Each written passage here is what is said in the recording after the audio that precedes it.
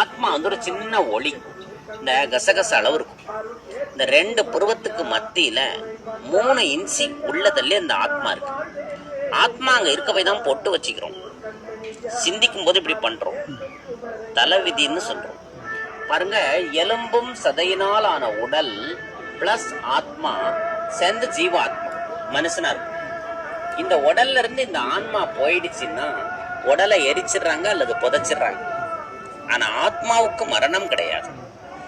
இந்த உடலை விட்டு வெளியே போச்சுன்னா 13 நாள் கழிச்சு 4 மாச கர்ப்பிணி யாருன்னு பார்க்கும்.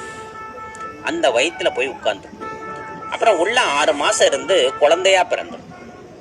இதத்தான் புனர்ஜென்மம், மறுபிறவின்னு சொல்லும். இன்னொரு ரகசியம், இந்த மனித ஆத்மா அடுத்த ஜென்மத்திலையும் மனுஷனாத்தான் பிறக்குமா. இந்த மிருகம் பறவை ஆகாதான். அதாவது ஒரு மாங்கொட்டையை வச்சா மாமரம், வாழைய வச்சா வாழை மரம், மனுஷன். ஆண் பெண் மாறும். இப்ப நான் ஆண், அடுத்த பிறவில பெண், இந்த மாதிரி இந்த ஆத்மாவுல மனம், புத்தி, சம்ஸ்காரம், இந்த 3 சக்திகள் உள்ள இருக்கு. மனம்ங்கிறது கடல் அலைகள் மாதிரி எண்ணங்கள் வந்துகிட்டே இருக்கும். புத்திங்கிறது ஒரு தராசு, அதாவது இந்த எண்ணம் நல்லதா கெட்டதா, காரியம் செய்யலாமா வேண்டாமான்னு சொல்லித்தரும். இந்த சம்ஸ்காரம்ங்கிறது நம்ம செய்யறதெல்லாம் உள்ள ரெக்கார்டா இந்த சிடி மாதிரி பதியும். இந்த சித்திரகுப்த நயினார்னு ஒருத்தரை சொல்லுவாங்க, யம தர்மன்ட்ட கணக்கு எழுதுவார்மா.